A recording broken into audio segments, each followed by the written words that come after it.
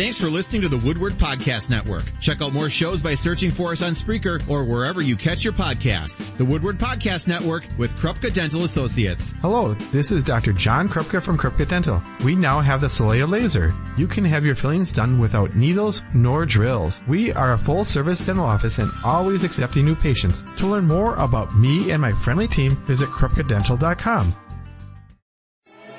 Here's the latest from the WHBY Omni Glass and Paint News Center. Good evening at 5:30. It is mostly cloudy and 75. I'm Terry Kovarek. A traffic alert for drivers in I-41 in Appleton. The Wisconsin DOT reports the two right lanes of I-41 northbound at Wisconsin Avenue are blocked due to a crash that occurred at 434.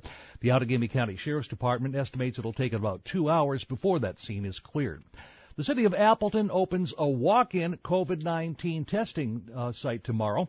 The facility is being housed in the former Best Buy store at 2411 South Kensington Drive. Appleton Emergency Management Director Cassidy Walsh says the decision to open the testing site is in response to public demand. Testing is becoming hard to find, and I personally, I found it difficult too. Some places aren't able to test till a couple weeks out, and this space is perfect. The National Guard is still an asset available to us, so we decided as a community we need to bring another option for our citizens.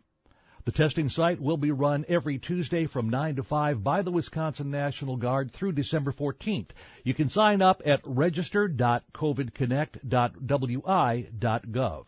For the first time since late winter, the state of Wisconsin has surpassed the 700,000 mark for positive COVID-19 tests. The Wisconsin Department of Health Services says the number of positive test results, that is, stands at about 700,759. The DHS says the state is in the midst of another surge. Wisconsin is averaging 2,741 new cases daily over the past week. The DHS also says about 56.3% of state residents have received at least one dose of COVID-19 vaccine, while 53% have received both doses. A UW-Oshkosh student thinks she gave a ride to a man who's a person of interest in a case involving a missing woman. Miranda Baker says she and her boyfriend picked up a hitchhiker at Grand Teton National Park on August 29th. That was several days after Gabby Petito's last known communication with her family. Baker says the hitchhiker was Brian Laundrie. He then told us he's been camping for multiple days without his fiance. He did say he had a fiance, and that she was working on their social media page back at their van. Laundrie returned home to Florida on September 1st, and Petito was reported missing by her family on September 11th. The FBI believes her body was found in northern Wyoming. In the meantime, Laundrie is now missing. A Dodge County man will spend the next 3 decades in prison for multiple sexual misconduct charges, included repeated sexual assault of a child. 36-year-old Anthony Barron of Teresa receives 32.5-year sentence for a series of assaults in December 2019. The victim is a 15-year-old girl. Barron walked into the Dodge County Sheriff's Office shortly after the incident took place and told a detective he'd been drinking heavily but remembered having sex with the victim 3 times. Barron turned himself in after the girl left a note saying she was running away and police would be informed. Barron's sentence also includes 24 years of extended supervision. At the same time, a De Pere man who has served as a teacher is arrested by Appleton police for an alleged decades-old sexual assault. 52-year-old Gregory Sawyer was arrested late Friday on a charge of second-degree sexual assault of a child. Sawyer's arrest follows an extensive investigation after a victim reported sexual assault allegations going back decades. The investigation continues and involves multiple jurisdictions. Appleton police issued a public notice about this case because of Sawyer's contact with youth in his role as an educator. And a man is in custody following a standoff with the Fond du Lac SWAT team. The incident started with a report of a man with a knife threatening another person in a home along West Scott Street around 7 o'clock Sunday night. The man ran off before officers arrived, but they were able to track him to a residence along Donahue Court. The SWAT team was called in to break down the door and take the 33-year-old into custody. Criminal charges are pending. A new survey asks businesses across the state what type of services they need as they navigate through the pandemic. UWO researcher Jeffrey Soxie says that follows a survey conducted over 17 months.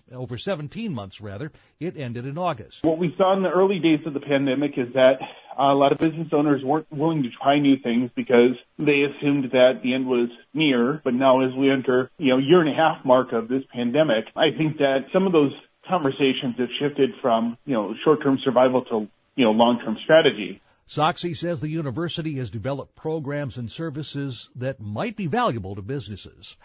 Thrivent's Child Learning Center is now fully owned and operated by the YMCA of the Fox Cities. The Y has been managing the center since 2006. The financial services company announced the donation of the $6.1 million learning center this morning. The Child Learning Center is located on Meade Street in Appleton. The YMCA says owning the facility outright will allow the organization to continue offering affordable care to more families. A cool drink of fresh, clean, safe water is nearly a luxury for 30% of the Earth's population. That point is part of the Global Water Center's interactive exhibit at the shops at Wood Lake. Global Water Center Executive Director Chris Holdorf hopes visitors can see such problems are not insurmountable. We know today, each day, almost 2,300 people are going to die from the lack of access to safe water. Getting safe water to people is not a mystery. It's not like trying to solve cancer. The Safe Water exhibit is on a nationwide tour. Kohler Company is a sponsor of the Global Water Center. Scammers are trying to get Wisconsin Public Service customers to change the way they pay their bills. Spokesman Matt Cullen says the callers claim that direct withdrawal is not available and customers must use other online methods to avoid disconnection. They are using those third-party apps that people commonly use to pay family members or friends for different things, or they might pay other businesses for different services that they provide. But again, Wisconsin Public Service does not accept those digital payment apps. Cullen recommends anyone getting such a call or message to just ignore it.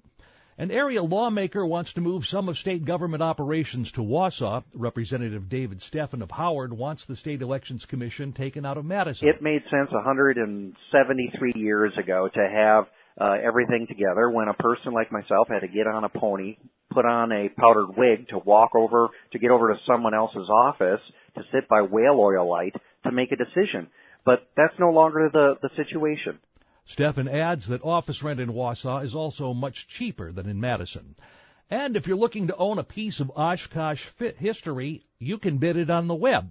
An online auction is underway for the former Northwestern building in downtown Oshkosh. The former home of the newspaper sits at the corner of State and Wagoo, but Gannett has been renting just a portion of that building for years.